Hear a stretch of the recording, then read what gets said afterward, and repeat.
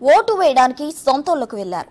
Vote వేసి తిరిగి హైదరాబాద్ వస్తుండగా రోడ్డు ప్రమాదానికి గురై మృతి చెందారు. ఏకంగా 6 సజీవ దహనమయ్యారు. ఈ ఘటన పల్నాడు జిల్లాలో ఘోర రోడ్డు ప్రమాదం జరిగింది.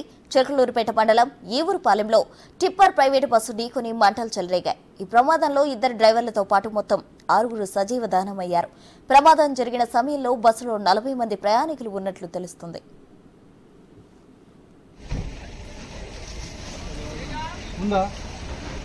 వెనకాల మంట ఉంది.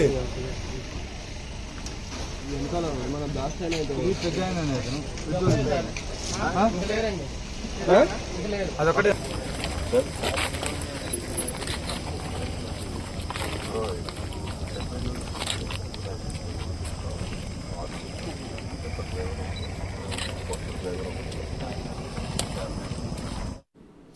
బాపట్ల జిల్లా చినగంజం నుంచి పచ్చూరు చిలకలూరుపేట మీదుగా హైదరాబాద్ వెళ్లేందుకు మంగళవారం రాత్రి అరవింద ప్రైవేట్ ట్రావెల్స్ బస్సు 40 మంది ప్రయాణికులతో బయలుదేరింది. వీరిలో చినగంజం, గొనసపూడి, నీలాయపాలెం వారు ఎక్కువగా ఉన్నారు. వీరంతా సార్వత్రిక ఎన్నికల్లో ఓటేసి హైదరాబాద్ కు తిరుగు ప్రయాణమైన వారే. అర్ధరాత్రి 1:30 సమయంలో చిలకలూరుపేట మండలం ఈవూరుపాలెంలో వచ్చేసరికి ఎదురుగా కంకరతో వచ్చిన టిప్పర్ బస్సును ఢీకొట్టింది. క్షణాల్లో టిప్పర్ కు మంటలు రేగి ఆపై వేగం తీవ్రత దృష్ట్యా బస్సుకు మంటలు వ్యాపించాయి.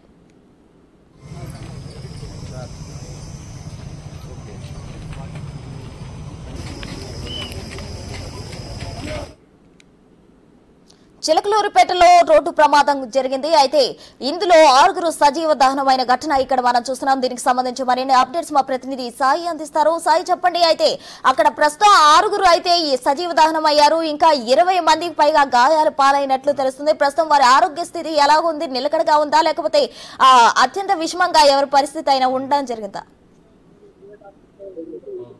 ప్రస్తుతం ప్రమాదానికి సంబంధించినటువంటి అంశంలో పోలీసులు కూడా విచారణ చేపడుతున్నారు. ప్రస్తుతం పోలీసు అధికారులతో మాట్లాడదాం. సార్, ప్రమాదం అసలు 2 ట్రావెల్లో ఉన్నాయి, ఆగిన దాన్ని బస్సు గుద్దటం జరిగింది.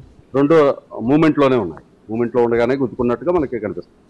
ప్రమాదంలో మీ అంచనాలో ఎంతమంది గాయాలు పాలైనట్టు గుర్తించారు? మొత్తం బస్సులో 42 మంది ఉన్నారు. దాంట్లో బస్సులో ఉన్న వాళ్ళు 5 చనిపోయారు. 29 మంది గాయాలైనవి. వాళ్ళు గుంటూరు జీజీహెచ్ మరియు రమేష్ హాస్పిటల్, ఇంకా ప్రైవేట్ హాస్పిటల్లో ట్రీట్మెంట్లో ఉన్నారు. ప్రమాదానికి అసలు ప్రధానంగా బస్సుకు సంబంధించినటువంటి డ్రైవర్ నిర్లక్ష్యం అంటున్నారు, అది నిజమేనా సార్? అది దర్యాప్తులో తేలాలి. ఇంకా పూర్తిగా వాళ్ళ యొక్క పోస్ట్ మార్టం రిపోర్ట్లు, తర్వాత మోటార్ వెహికల్స్ ఇన్స్పెక్టర్ రిపోర్టు ఎలా జరిగింది, వాటర్ ట్యాంక్ బ్రేక్ అయిందా, డీజిల్ ట్యాంక్ ఎలా బ్రేక్ అయింది, ఏంటి, ఎక్కడ గుద్దుకుంటాను, ఇవన్నీ ఫర్దర్ బస్సు మొత్తం కూడా పూర్తిగా దగ్గర ఉందంటే కంపల్సరీగా ఇలాంటి ప్రమాదాలు గతంలో జరిగాయి. ఇప్పుడు ఇట్లా జరగడానికి కారణం ఏదనుకోవచ్చు?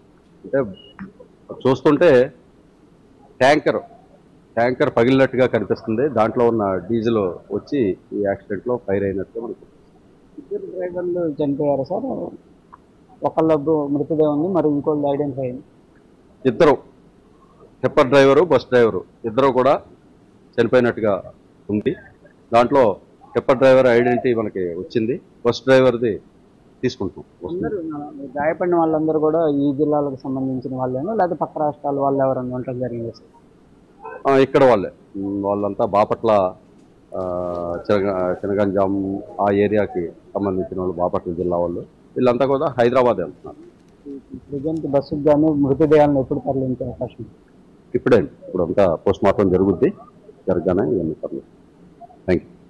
ప్రధానంగా కూడా ఇది పోలీస్ అధికారులు అయితే తమ విచారణకు సంబంధించి క్లియర్గా చెప్తున్నారు. 5 అయితే ప్రమాదంలో స్పాట్లోనే సజీవ దహనమైనట్లు కూడా వివరిస్తున్నటువంటి పరిస్థితి అయితే ఉంది.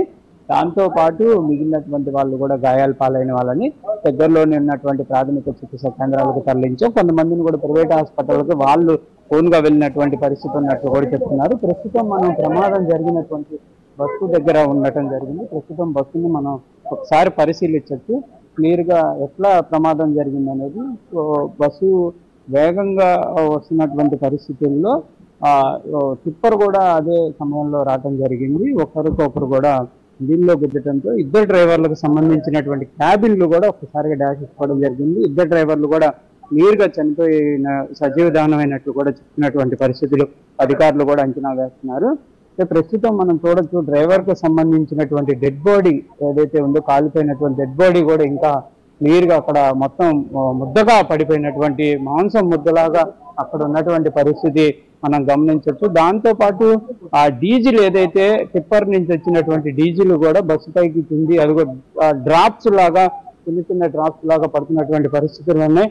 దాంతో పాటు ఇక్కడ ఒకటి 6వ నెంబర్ కూడా వేసినటువంటి పరిస్థితి ఉంది. 6వ నెంబరు కూడా ఒక మనిషి చనిపోయినట్టు కూడా గుర్తించడం జరిగింది. మొత్తంగా మాత్రం 5గురు ఇక్కడ చనిపోయినటువంటి పరిస్థితులను అయితే వాళ్ళు గుర్తించారు. మొత్తంగా మృతదేహాలకు సంబంధించినటువంటి మాంసం ముద్దలు అయితే ఇక్కడ పడిపోయినటువంటి పరిస్థితులు అయితే ఉన్నాయనే విధంగా చెప్పొచ్చు. బస్సు మొత్తం కూడా పూర్తిగా దగ్ధమైపోయినటువంటి పరిస్థితులు ఉన్నాయి.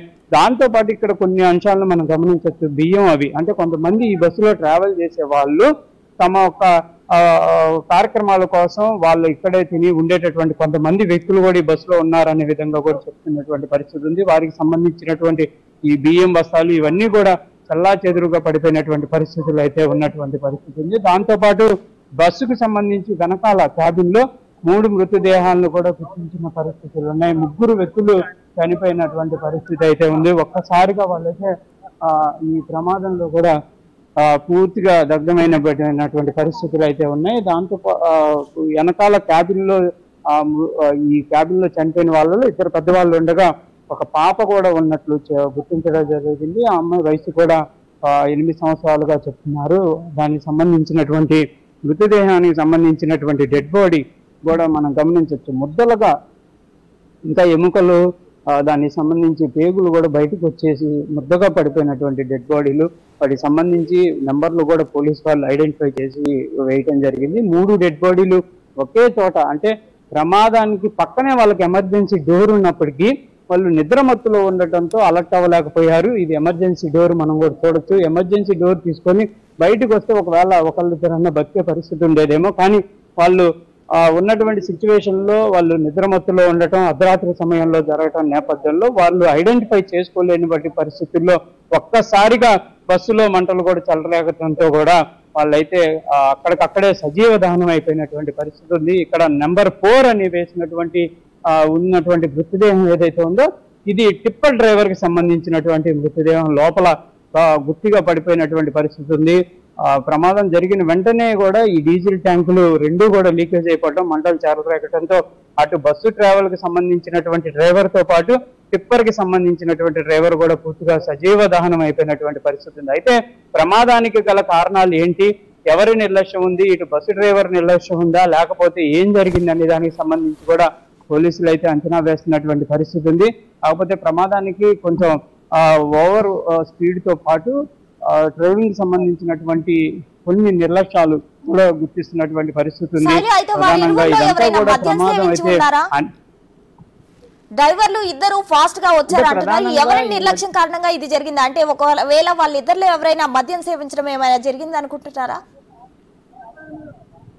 ప్రధానంగా ఈ బస్సు ట్రావెల్ కి సంబంధించినటువంటి డ్రైవర్ పైనే కొంతమంది లోపల ప్రత్యక్షంగా ప్రయాణంలో ఉన్నటువంటి బస్ ప్రయాణికులు ఎవరైతే ఉన్నారో వాళ్ళు చెప్తున్నారు కొంత నిర్లక్ష్యంగా ఉన్నటువంటి పరిస్థితిని, దాంతో పాటు డ్రింక్ చేసినటువంటి పరిస్థితి కూడా ఉందనే విధంగా ఉదయం ఒక యువకుడు కూడా మాట్లాడడం జరిగింది. అతను ఈ బస్సులోనే ప్రయాణించాడు, కాకపోతే సేఫ్ గా తను రీచ్ అయ్యి బయటికి వెళ్ళిపోవడం జరిగింది. కొంచెం గాయాలయ్యే అతను ప్రాథమిక చికిత్స అయితే అందిస్తున్నటువంటి పరిస్థితి. అతను మాత్రం చెప్తున్నాడు ట్రావెల్ కి సంబంధించినటువంటి బస్సు డ్రైవర్ ఒక నిర్లక్ష్యమే ఉందనే విధంగా కూడా ఆయన అయితే చెప్తున్నటువంటి పరిస్థితి ఉంది. కాకపోతే పోలీసుల్ని ప్రస్తుతం మనం అడిగినటువంటి పరిస్థితుల్లో ఇంకా అసలు ఏం జరిగింది, ఎవరు డ్రింక్ లో ఉన్నారా లేదా, లేకపోతే ఓవర్ స్పీడ్ వల్లే జరిగిందా, లేకపోతే బ్రేకులు ఫెయిల్ అవడం జరిగిందా ఏంటి అనేది కూడా విచారణ చేపడుతున్నాం అనే విధంగా చెప్తున్నారు. దీనికి సంబంధించి విచారణ కూడా ఈ రోజు వచ్చేటటువంటి అవకాశాలు, దానికి సంబంధించి ఏం జరిగింది అనేది కూడా వాళ్ళు చెప్పేటటువంటి అవకాశాలు ఉన్నాయి. కాకపోతే ప్రత్యక్ష సాక్షులు చెప్తుంది మాత్రం బస్సు ట్రావెల్స్ కి సంబంధించినటువంటి డ్రైవర్ యొక్క నిర్లక్ష్యమే ఉందనే విధంగా క్లియర్ గా చెప్తున్నటువంటి పరిస్థితి ఉంది. ఎవరి నిర్లక్ష్యం ఉన్నా కూడా ప్రైవేట్ ట్రావెల్స్ కి సంబంధించినటువంటి అంశంలో చాలా జాగ్రత్తగా ఉండాలి అనే విధంగా కూడా పదే పదే అనేక మంది చెప్తున్నప్పటికీ కూడా ప్రైవేటు ట్రావెల్స్ కి సంబంధించినటువంటి డ్రైవర్లు కానీ యాజమాన్యాలు కానీ చాలా నిర్లక్ష్యమైనటువంటి ధోరణిలో ముందుకు వెళ్ళటాల వల్లే ఇలాంటి ప్రమాదాలు జరుగుతున్నాయి అనే విధంగా కూడా స్థానికులు అయితే చెప్తున్నటువంటి పరిస్థితి ఉంది. గతంలో కూడా ఇలాంటి పరిస్థితులు ఉన్నాయి, హైవేల మీద యాక్సిడెంట్లు అయినటువంటి పరిస్థితులు ఉన్నాయి. ఇట్లా బస్సు పూర్తిగా దగ్ధమైపోయి ఇంతమంది ప్రమాదానికి గురవడం కూడా ట్రావెల్స్ యొక్క నిర్లక్ష్యం, వాళ్ళు స్పీడ్గా వెళ్ళేటటువంటి ప్రయత్నాలు చేయడం, లేకపోతే బస్సు బయలుదేరేటటువంటి సమయంలో కనీసం పాటించాల్సినటువంటి చర్యలు కానీ చెకింగ్లు కానీ ఇవేమీ లేకపోవడం వల్ల ఇలాంటి ప్రమాదాలు జరుగుతున్నట్టు కూడా గుర్తిస్తున్నటువంటి పరిస్థితి ఉంది. ఇప్పటికైనా ప్రైవేట్ ట్రావెల్స్కి సంబంధించినటువంటి దానిపైన కూడా దృష్టి పెట్టాలనే విధంగా కూడా ప్రజలు కూడా కోరుతున్నటువంటి పరిస్థితులు ఉన్నాయి ప్రసన్న. సాయి, అయితే అక్కడ చూసినట్లయితే రోడ్డు కూడా ఒకటే సింగిల్ వే ఉందా, లేకపోతే అక్కడ పక్కన చూస్తే మట్టి రోడ్డు కూడా ఉన్నట్లు తెలుస్తుంది. ఈ నేపథ్యంలోనే వారిరువురు ఢీకొనడం జరిగింది అనుకోవచ్చా? అంటే ప్రమాదం అంచనాకు సంబంధించి ఈ రోడ్డు ఏదైతే ఉందో ఈపూరు డొంక రోడ్డు, ఇప్పుడు రోడ్డు అయితే నిర్మాణం జరుగుతుంది. ప్రధానంగా మనం చూడొచ్చు, ఒకవైపు అంతా గ్రావెల్ కూడా పోసినటువంటి పరిస్థితి ఉంది. ఇది సింగిల్ వే, అంటే డబుల్ వే కోసం గ్రావెల్ పోస్తున్నారు. ఇది సింగిల్ వేలో జరుగుతున్నటువంటి ట్రావెల్లో భాగంగా కూడా ఈ ప్రమాదం జరిగి ఉండొచ్చు అనే విధంగా కూడా కొంత మనం అనుకునేటటువంటి పరిస్థితులు ఉన్నాయి. ఎందుకంటే రోడ్డు అంతా ఒకవైపు అంతా బ్లాక్ అయిపోవడంతో అన్ని వాహనాలు అటు వెళ్ళేవి ఇటు వెళ్ళేవి ఒకే వైపు రావాల్సినటువంటి పరిస్థితులు ఉంటాయి. కాబట్టి ఈ ప్రమాదంలో కొంచెం స్పీడ్ కంట్రోల్ అవ్వకపోవటం, ఒకే రోడ్డు మీద రెండు వాహనాలు ఎదురెదురుగా రావటం వల్ల కూడా జరిగింది ప్రమాదం అనే విధంగా కూడా కాకపోతే ప్రస్తుతం అయితే చూడొచ్చు, ఈ గ్రావెల్ రోడ్డు మీదుగా కూడా ప్రయాణం అయితే జరుగుతుంది.